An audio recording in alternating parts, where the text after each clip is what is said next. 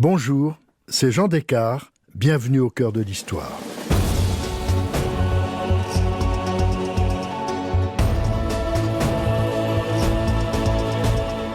Il y a 10 ans, un désastre monétaire paralysait la Grèce et inquiétait l'Europe. Aujourd'hui, je vous raconte comment un personnage audacieux, le banquier écossais John Law, mais on prononce Lass parce qu'il écrivait très mal le W de son nom, ça ressemblait à 2 S, inventeur de la monnaie de papier, a provoqué la première crise économique et financière des temps modernes. C'était il y a 200 ans.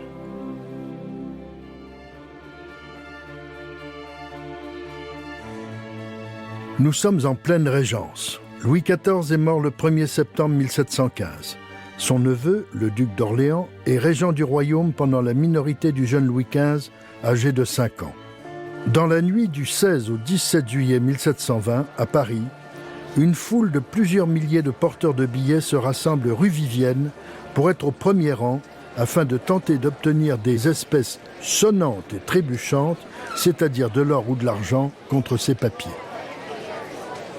Ces gens attendent, impatients, l'ouverture de la Banque royale dans les jardins du palais Mazarin.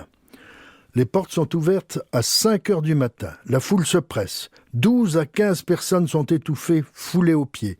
C'est une cohue totale. On entend des cris, des plaintes, des injures.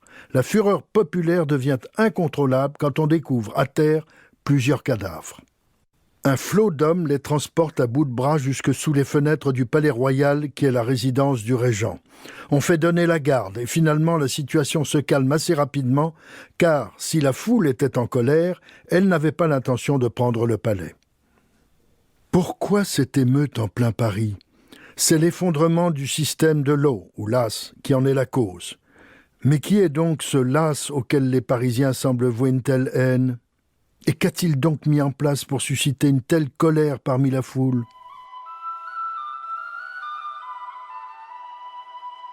John Lass est né en 1671 à Édimbourg, en Écosse, 5e fils de William Lass, le plus riche orfèvre de la ville. Orphelin à l'âge de 13 ans, il fait d'excellentes études montrant notamment d'étonnantes dispositions pour l'algèbre. Il est beau, hardi, désinvolte, il a du charme et multiplie les conquêtes. Mais ce qui le passionne le plus, c'est le jeu. Il invente une martingale infaillible. Il lui arrive de perdre, mais il gagne souvent. En une soirée, il passe de la ruine à la fortune. À 20 ans, il se rend à Londres où il mène une vie plutôt dissolue. À propos d'une femme, il se bat en duel avec un homme un peu plus âgé que lui, très connu dans les milieux élégants londoniens, le beau Wilson. Malheureusement, il le tue. Emprisonné, Lass réussit à s'évader et gagne Amsterdam. Il parcourt l'Europe de 1708 à 1713, la France, le Piémont, Bruxelles. Il acquiert la réputation d'un joueur habile, mais partout où il passe, il propose aux autorités des projets de banque et s'informe des techniques financières en usage dans chaque pays.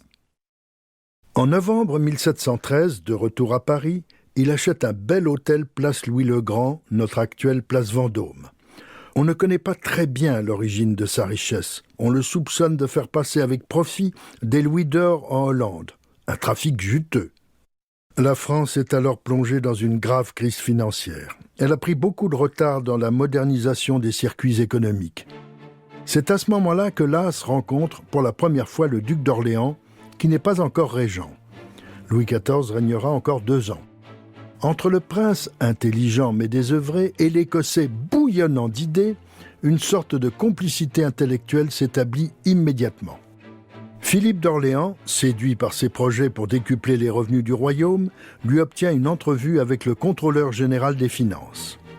Mais lorsque Louis XIV apprend que l'auteur de ces mirifiques idées est un huguenot, un protestant, il refuse d'en entendre parler et d'un geste sans appel l'invite à quitter la France. Lass y revient en 1715 après la mort du roi Soleil. Philippe d'Orléans est désormais régent du royaume jusqu'à la majorité de Louis XV. À 44 ans, pour Lass, génial ambitieux, tout devient possible. Il croit le royaume à ses pieds, répétant « Mon système a besoin de la France et la France a besoin de mon système ». Grâce à son système, il va très rapidement devenir le plus puissant personnage du royaume après le régent. Celui-ci l'autorise très vite à présenter ses projets au Conseil des finances et il souhaite la création d'une banque royale où seraient centralisées toutes les recettes publiques en or et en argent. En contrepartie, cette banque émettrait des billets qui seraient donnés en paiement aux créanciers de l'État. C'est l'invention du papier-monnaie.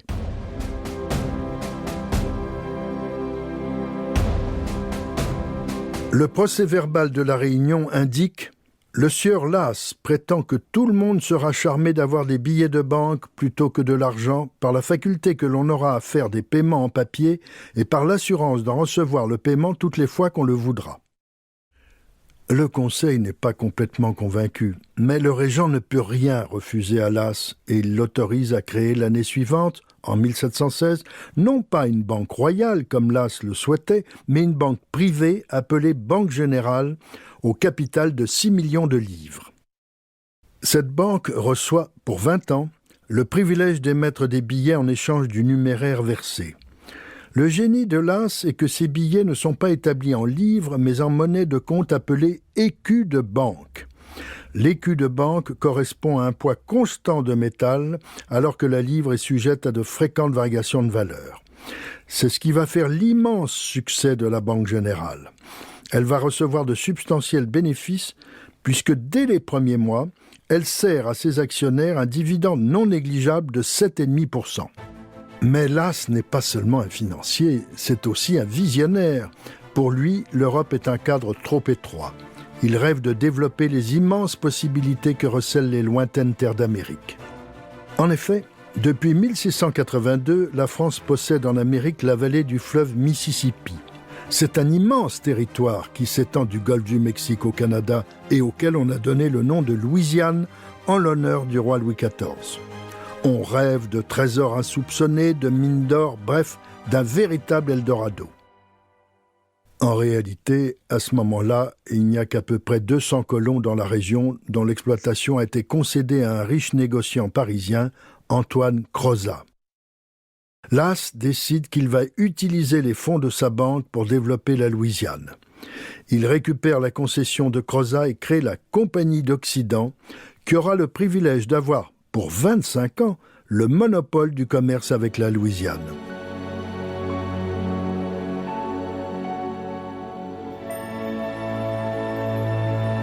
Désormais, Las voit sa banque et sa compagnie étroitement liées l'une à l'autre. Elles composent ensemble son fameux système dont il attend monts et merveilles. Il met en construction une flotte de navires et commence à se préoccuper de trouver des colons pour peupler la Louisiane. Il nomme en 1718 un gouverneur de la Louisiane. Le choix est excellent, c'est un officier d'origine canadienne, Jean-Baptiste Lemoyne. 800 colons arrivent cette année-là, dont 70 sont installés par le gouverneur dans un lieu sauvage et marécageux, mais bien situé sur le plus beau croissant du Mississippi. Cet embryon de ville reçoit, en hommage au régent, le nom de la Nouvelle-Orléans. Le Mississippi a un succès fou à Paris. La spéculation va jouer à fond. Voltaire observe cela avec amusement. C'est un jeu nouveau et prodigieux où tous les citoyens jouent les uns contre les autres. Ce terrain de jeu est une petite rue située au cœur du quartier des Orfèvres et des Changeurs, la rue Quincampoix à Paris. Au début, les transactions ont lieu dans des boutiques, mais bientôt la totalité de la rue est transformée en bourse et fermée à la circulation. À chaque extrémité, une grille de fer, gardée par un piquet de soldats, interdit l'entrée des carrosses et des chaises à porteurs. Le héros de la rue Quincampoix est un petit bossu qui gagne une fortune en louant sa bosse porte-bonheur comme pupitre pour la signature des transactions. Ce très serviable bossu a existé et a inspiré au XIXe siècle son plus célèbre roman à Paul Féval, Le Bossu, qui a été plusieurs fois adapté au cinéma, dont une célèbre version en 1959 avec Jean Marais. Le régent, qui s'engage alors dans une guerre contre l'Espagne, a besoin de fonds et transforme la Banque Générale en banque royale. Aujourd'hui, on appellerait cela une nationalisation. Las s'inquiète un peu pour sa compagnie d'Occident. Les bénéfices sont à venir, mais pas immédiats. D'autre part, les volontaires pour partir peupler la Louisiane ne sont pas assez nombreux. On va se livrer à des arrestations plus ou moins légales, de vagabonds, de petits voleurs, voire de gens parfaitement innocents et de femmes dites de mauvaise vie, prostituées ou non. On les enchaîne, on les marie aussitôt et on les embarque pour la Louisiane. On estime à plus de 5000 personnes le nombre de ces émigrants involontaires. Cette déportation inspirera 10 ans plus tard à l'abbé Prévost son célèbre roman Manon Lescaut, dont les 2 protagonistes sont envoyés de force en Louisiane. Plus tard, Jules Massenet en tirera un opéra magnifique, Manon. Elle inspirera aussi le cinéaste Bertrand Tavernier pour son magnifique film sur la Régence « Que la fête commence ». Las va aussi renforcer sa compagnie en rachetant la concession des tabacs puis la Compagnie du Sénégal pour pouvoir se livrer au commerce triangulaire, aujourd'hui considéré comme un crime contre l'humanité, mais alors pratiqué par toute l'Europe occidentale. On exporte vers l'Afrique des poudres, des fusils, de la verroterie, on achète sur place des esclaves noirs qu'on envoie vers les îles et la Louisiane et on revient en France avec du sucre, de l'indigo et du tabac. 3 autres compagnies vont tomber dans l'escarcelle de Las, celle des Indes orientales, celle de la Chine et celle de l'Afrique qui travaille essentiellement avec Alger et Tunis. La Compagnie d'Occident devient la Compagnie des Indes. Elle a désormais le quasi-monopole du commerce maritime français. La nouvelle compagnie va lancer des souscriptions d'actions qui seront un triomphe. Rue Quincampoix, la fièvre règne. La variation du cours en une seule journée peut permettre des gains fabuleux. L'académicien Jacques Chastenay décrit les conséquences de cette extraordinaire passion spéculative. D'énormes fortunes s'édifient en quelques jours. On voit des laquais qui, à la force de leurs poings, ont pu se placer au premier rang des souscripteurs et devenir millionnaires.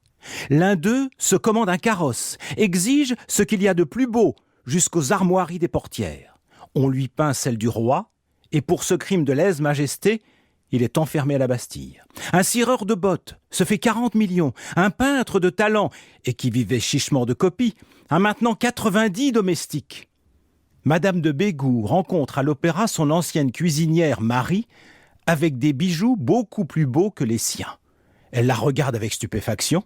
« Mais pourquoi pas ?» s'exclame la cuisinière. Le fils d'un postier de Montélimar achète des châteaux par dizaines, fiance sa fille âgée de 2 ans au marquis d'Oise, à charge de servir à ce seigneur une forte rente jusqu'à ce que le mariage puisse être consommé. Les gens habiles et les hauts placés ne se bousculent pas rue Quincampoix. Ils vont directement place Louis-le-Grand, où réside Las, et tâchent d'attendrir directement le dispensateur du pactole. Le prince de Conti, le duc de Bourbon, le duc de Noailles, le prince de Soubise, le duc d'Antin, l'abbé Dubois, les maîtresses du régent se font attribuer d'énormes paquets d'actions au prix d'émission. Le régent, ébloui par la réussite de son protégé, veut le nommer surintendant des finances. Aujourd'hui, nous dirions ministre. Cette décision pose un problème. Las est protestant. La révocation de l'édit de Nantes par Louis XIV a laissé des traces. Les protestants sont mal vus. Qu'importe, John Las va se convertir et au début de 1720, il reçoit le titre de surintendant des finances. Pourtant, ses affaires deviennent moins florissantes. Le cours des actions de la compagnie ne cesse de baisser. Il commence à y avoir des demandes de remboursement en numéraire. Le prince de Conti arrive à la banque avec 3 fourgons qui repartent avec lui, remplis d'or et d'argent. Il s'est fait rembourser 25 millions. C'est le début de la déconfiture. La chute du cours des actions se poursuit. Las ordonne la fermeture de la rue Quincampoix. Les seuls remboursements se feront désormais rue Vivienne. Ce que nous appelons la planche à billets continue à fonctionner, aggravant le cycle infernal. Cela consiste à émettre sans limite des billets neufs dont la valeur dépasse largement les réserves d'or et d'argent détenues par la banque. La banque ne peut plus faire face aux demandes de remboursement en monnaie métallique. Las se démène, mais en vain. C'est alors que se situe l'épisode dramatique de la rue Vivienne que j'ai évoqué au début de ce récit, une émeute qui se retourne contre le régent. Ce dernier ne peut toutefois condamner Las. Lors de leur dernière entrevue, il lui dira « Vous êtes l'un des plus honnêtes hommes qui m'aient servi. » Après que son carrosse ait été assailli et qu'on lui ait jeté des pierres, Las se terre dans son hôtel. Le 11 décembre 1720, il fera une dernière apparition à l'opéra avant de gagner son domaine de Guermantes dans la vallée de l'Oise. Le 20 décembre, il quitte Paris avec son fils. Ruiné, il s'installe à Venise, il y vivra modestement et il mourra 9 ans plus tard. C'est une véritable déroute financière qui atteint la Régence. Il y a des victimes, mais il y a aussi des gagnants, et une partie de la dette publique a pu être assainie. Il y aura même des conséquences positives puisque plusieurs actionnaires ont fait construire dans Paris de beaux hôtels qui rehausseront le prestige de la ville. De nouveaux quartiers résidentiels ont été créés. La capitale, qui somnolait depuis la fin du règne de Louis XIV, s'est comme réveillée. L'idée que le commerce international peut enrichir la France s'est imposée. La capitale de la Louisiane, la Nouvelle-Orléans, s'est développée. Des rues ont été tracées selon un plan méthodique inspiré de celui de La Rochelle. La Nouvelle-Orléans va commencer à briller. Néanmoins, la méfiance envers le papier-monnaie s'est installée. La Banque royale a fait faillite. Napoléon s'en souviendra quand il créera la Banque de France en 1800.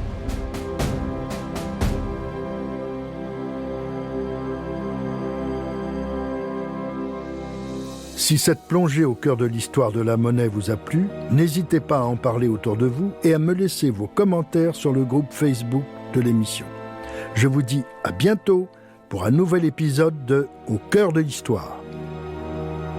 Au cœur de l'histoire est une production Europe 1 Studio. Ce podcast est écrit et présenté par Jean Descartes. Il a été réalisé par Guillaume Vassaux. Pour ne rater aucun épisode, abonnez-vous sur Apple Podcasts ou vos plateformes habituelles d'écoute.